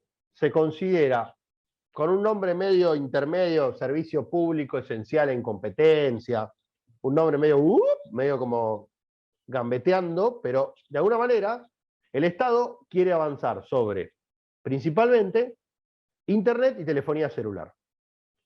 Y alguna otra regulación sobre televisión por cable, pero esas son las más importantes. La pregunta del millón es, ¿el servicio público o el acceso a Internet y a telefonía celular hoy son servicios públicos o no? Bueno, pueden encontrar de todo también, opiniones de todo el abanico posible. No, ni, sí, todas. Básicamente lo que hay que entender acá es que el acceso a Internet o el acceso a telefonía celular hoy están vinculados con otros derechos. La inscripción a una vacuna, la inscripción a escuelas, la posibilidad de acceder al dictado de una materia en una universidad, etc. Entonces... Dar clases, profesor. Sí, yo doy clases en escuela de periferia, en el Jahuel Profundo. No tienen conectividad los chicos. Y en pandemia estamos por Zoom, 2 tenía de ese sector. El Jahuel es en Ezeiza, ¿no? Algunos, ¿cómo? ¿Ezeiza es Jahuel? Sí, está pegado de Ezeiza, es Esteban Echeverría. Sí. Yo doy clases ahí. En el Zoom tenía 2. Bueno. ¿Sí? ¿Y cómo hacemos? Entonces. Y libros tienen, no podían ni tocarlos. Y yo me estoy manejando con el Classroom hoy. Y los chicos ahí hoy en el aula, como puedo.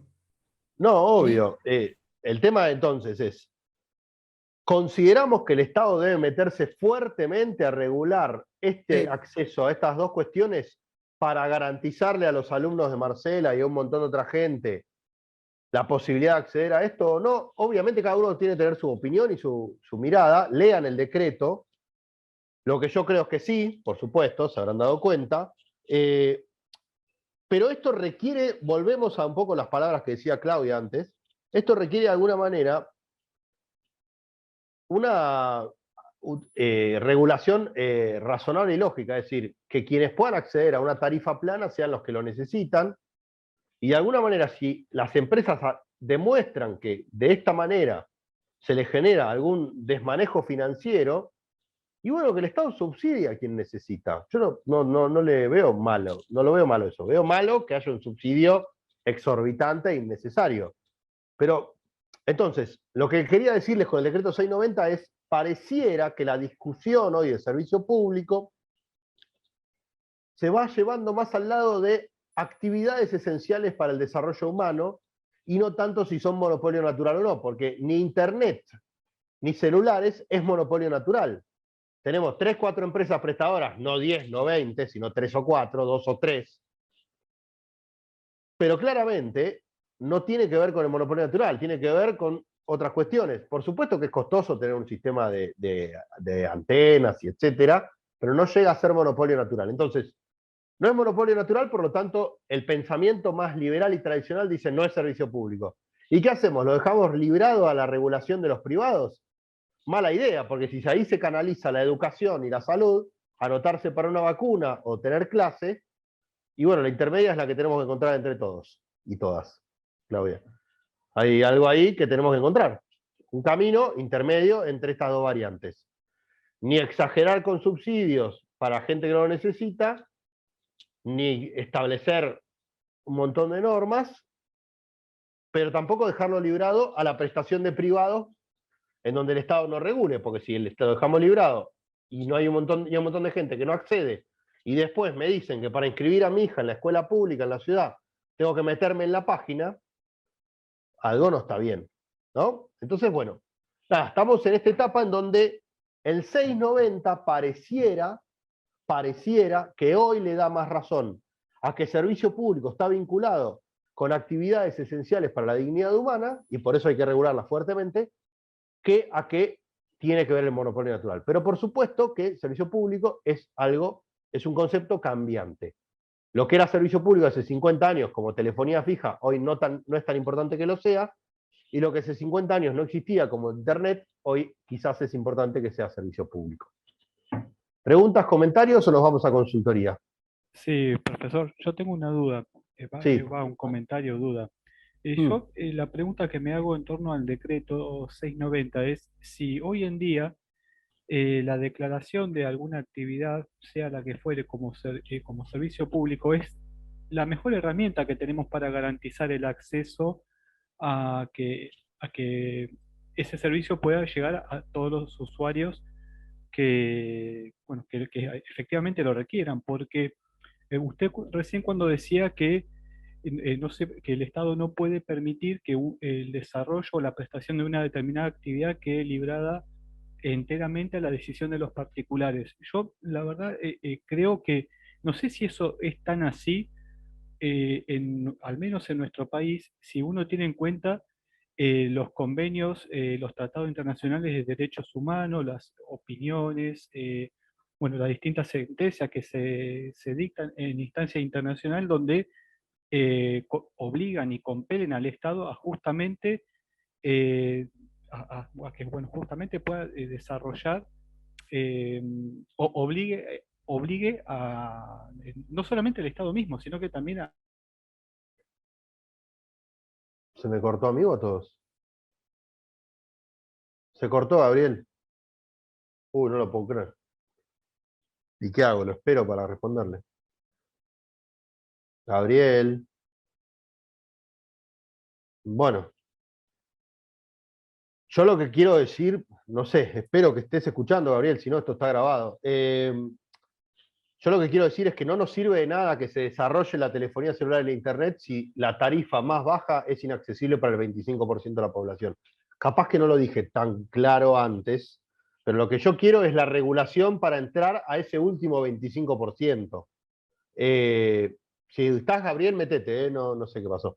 Entonces, de alguna manera, tienen que convivir la prestación o el desarrollo de que yo elijo cuántos bytes tengo, lo que sea, con la garantía al último escalón de la tabla.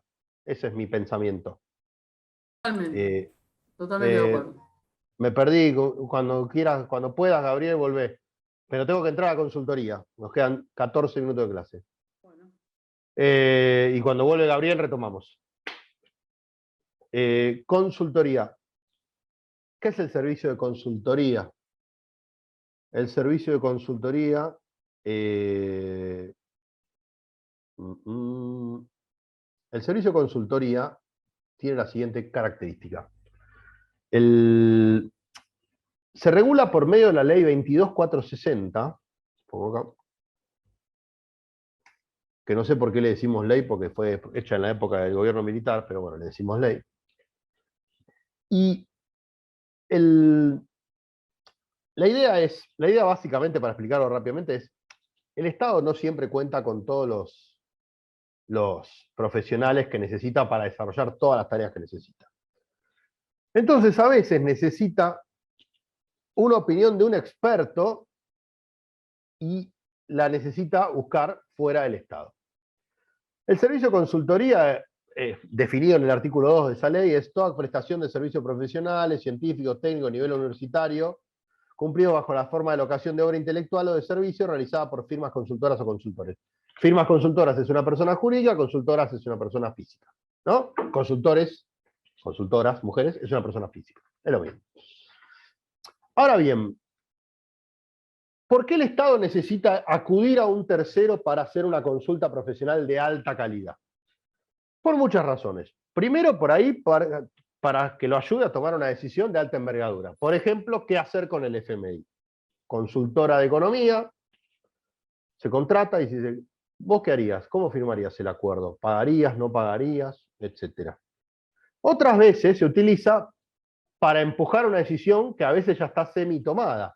Entonces a veces se contrata una consultoría que ya se sabe más o menos para dónde va a ir y se termina decidiendo en base a opiniones previas, pero en base, ayudado por un informe de consultoría que ya se sabe más o menos para qué lado va a ir.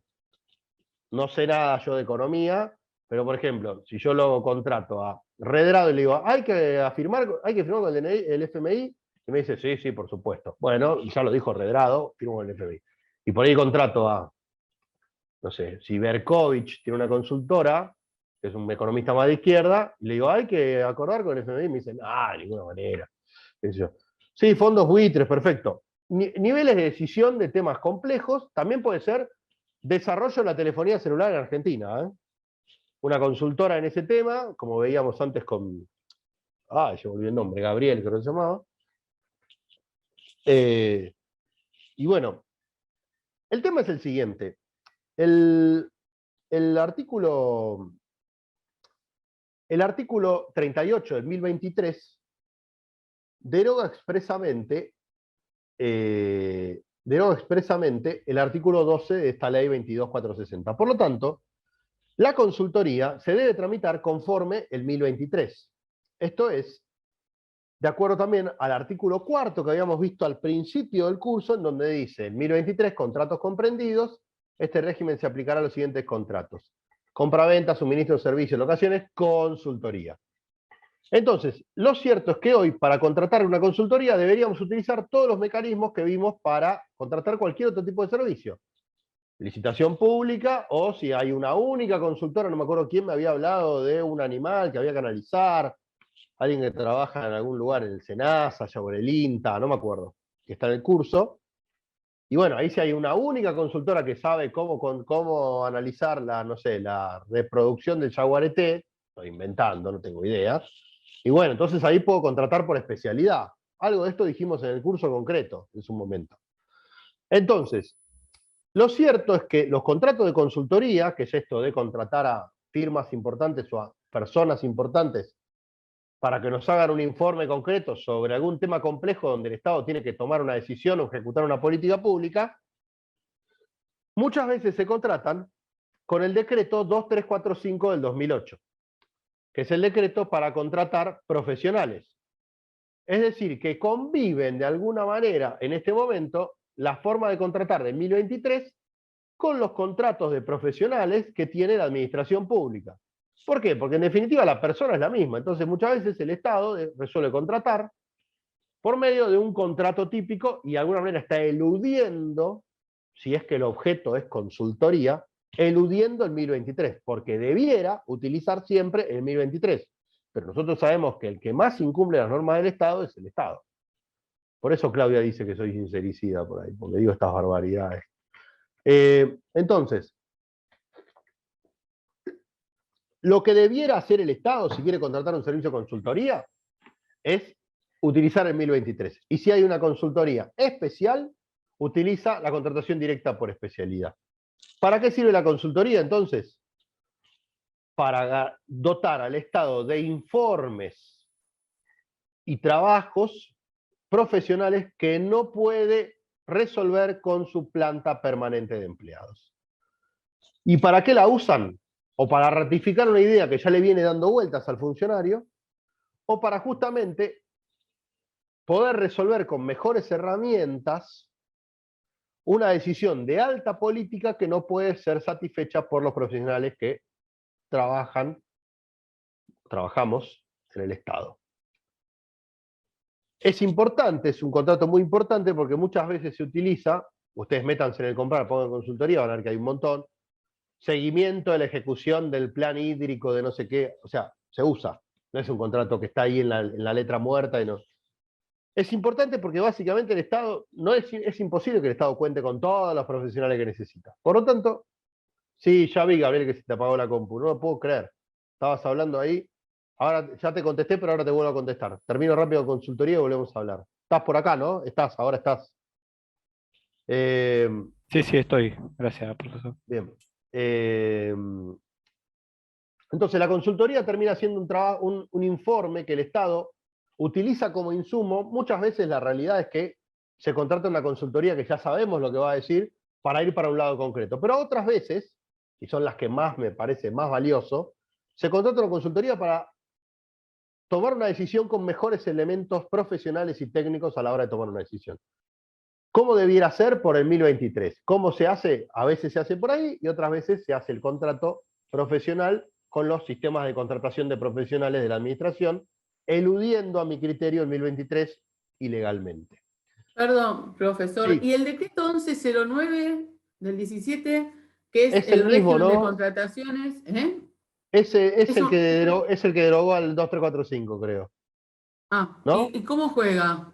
A ver, No, yo bueno, le digo. lo que yo digo es, debería utilizarse el 1023 para contratar Sí. un servicio de consultoría y muchas veces utilizan los sistemas de contrataciones. Yo dije el 2345, no, es el que vos dijiste. Los Ah, bien. contratos típicos de profesionales, cosa que para mí, si el objeto del Claro. contrato es una consultoría, Sí. debiera utilizarse el 1023. Y muchas Lo que veces pasa por es que acá suerte se usa. juegan con eso, con la especialidad, en el 1109. Y pero hace un contrato por especialidad del 1023. Claro. Sí, sí, estoy de acuerdo. El Sí. atajo son los contratos de servicios profesionales. Yo lo dije el anterior. ¿Cuál es el último? 1109 del 17. Sí. Ese. Pues para cómo no está fijado el tema si se aplica dentro del artículo 9 de la Ley Marco de Empleo Público. No lo estoy Claro, leyendo. porque antes se usaba el de la ley marco, se usaba el contrato de la ley marco. O sea, siempre el Estado Claro. prefiere contratar directamente por medio de un contrato en vez de Sí. ir a un procedimiento del 1023. Eso es obvio. Ahora, Sí. yo lo que digo es, si el contrato, y ya voy, Gabriel, si el contrato de Ahí. consultoría está dentro de los contratos comprendidos en el artículo 4 del 1023, y el 1023 además derogó el procedimiento de la ley de consultoría, derogó el artículo 12, por medio del artículo 38 del 1023 se deroga el 12 de la ley 22460, es claro que el legislador, en este caso es un decreto delegado que vale como ley, quiso que Sí. para consultoría se utilice el 1023.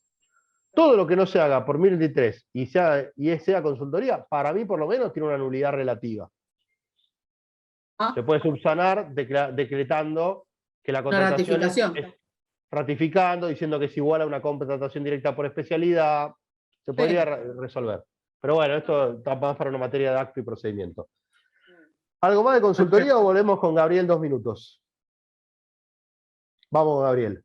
Gabriel, yo estoy de acuerdo en la general de lo que estabas diciendo respecto del desarrollo de privados. Lo que yo digo es, al ser un servicio que atañe a la dignidad humana, y después terminás vos porque se te cortó en el medio, que no me acuerdo hasta dónde llegaste, el Estado debe garantizar que el último cuarto, el 25% de más abajo, tiene que garantizarle de alguna manera que pueda acceder a estos servicios, tanto de Internet como de telefonía celular. ¿Cómo lo hace, si declarándolo servicio público o no? La verdad es una cuestión más semántica que real. Si lo deja librado al privado, pero le dice, ojo, yo me voy a meter en el último 25%, y de alguna manera lo compensa, y no lo quiere llamar servicio público, es lo mismo, pero está actuando como si fuera un servicio público, porque le está regulando la tarifa del último 25% de la tabla. ¿Qué me querías terminar de decir, Gabriel? Esa es mi opinión, pero dale, cerrá vos. No, sí, ¿qué tal? La verdad no me acuerdo dónde se me había cortado, pero más que nada apuntaba a eso, porque lo que yo me preguntaba era que, a ver, en un país como el nuestro, que tiene Sí, tratados de derechos internacionales, tratados sí, internacionales de derechos humanos, Bauti, sí. está sujeto también a, a las opiniones y a la jurisprudencia Sí. que se dictan de esos tribunales. Yo no sé hasta qué punto tanto una empresa de telefonía celular como cualquier otra empresa que le pueda llegar a brindar un servicio a la ciudadanía en general puede actuar libremente haciendo o deshaciendo lo, lo que se le ocurra. Eh, Ah, ¿estás de yo- acuerdo conmigo? Pensé que decías lo contrario. no, Ah, estoy de acuerdo, pensé estoy de que acuerdo. decías que tenía que estar liberado. Yo te iba a decir, No, bueno, no, no, no. puede estar liberado los No, tres no, no, cuartos de no. arriba. Pero yo considero que hay una parte No, que no, tiene que no. estar liberada, ¿eh? O sea, yo No. quiero Yo, que sí, Claro y no sé, y Movistar compitan en la franja alta de consumidores sí, libremente. Y no quiero que el Estado esté regulando la tarifa que me cobra a mí, Claro, o sí. Movistar. O sea, no quiero que No, me subsidie a mí. Lo que quiero es que le sí. garantice el acceso qué sé yo, a los que tienen situaciones de vulnerabilidad y no podrían acceder de otra manera. Pero pensé que estaba diciendo lo contrario. Ah, No, no, no, estamos no, de no, acuerdo no. entonces. No, No, pero no sé. tenías todo el derecho del mundo de pensar lo contrario, ¿eh? ¿Sabés No, cuánta no, gente yo a lo piensa que lo voy, contrario? O sea, claro. No, yo lo que apunto más que nada es, sí, pero bueno, por ahí es motivo para discutirlo en otra clase, en otra materia, es justamente la utilidad que puede llegar a tener, al menos en nuestro país, el recurrir a la figura del servicio público. Porque al menos yo considero que con las normativas de rango convencional e sí. internacional a las cuales estamos sujetos, creo yo que hay muy poco margen para las empresas para que puedan prestar sus servicios desatendiendo a las necesidades de las poblaciones que están en situación de mayor vulnerabilidad. A Estoy de eso acuerdo. apuntaba yo. Eh, Suscribo todas tus palabras. Yo había entendido que decías lo contrario y también me parecía muy valiosa tu opinión, aunque no fuera la mía, porque es cierto que también, para que las empresas estén atraídas a venir, invertir y todo, tampoco puede ser un exceso de regulación en, por ejemplo, la tarifa que le cobran a la gente de clase media alta. Pero justamente estamos ante ese problema. ¿Cómo hacemos? O sea, el Estado le dijo a las empresas, ya nos fuimos de tiempo, así que el que quiera irse, chau, y cerramos el curso igual en 2-3 minutos, porque el tema que plantea Gabriel obviamente da para hablar 2-3 horas. El Estado, por un lado, quiere que las empresas inviertan, mejoren, etcétera, y por otro lado, tiene que garantizar, por los tratados internacionales de derechos humanos que vos planteás, un piso mínimo de dignidad a la gente que no podría pagarse sola estos servicios. Así que bueno, esa es la dicotomía actual. Como decía yo, llamémoslo servicio público esencial en competencia, llamémoslo servicio público, llamémoslo servicio amigable, llamémoslo servicio esencial, pongámosle el nombre que querramos, pero tenemos que buscar la forma que, si vamos avanzando hacia un mundo en donde parte de la educación, parte del acceso a la salud, del acceso a la cultura, etcétera, se dan por este tipo de servicios, además de la comunicación, que nada, saber si tu hijo llegó a la casa del amigo, ¿no? Todo eso necesitamos que aquellas personas en situación de vulnerabilidad tengan un refuerzo del Estado para poder acceder a estos servicios. Esa sería la conclusión del tema. Y ahí está, por ahí anda el 690, digamos. Chicos y chicas, colegas, colegues, les agradezco mucho la atención brindada y algunos mensajes cariñosos que he recibido. Espero haber sido lo suficientemente claro. Tienen ahí un trabajito, no se zarpen en extensión. Ahí les puse el límite.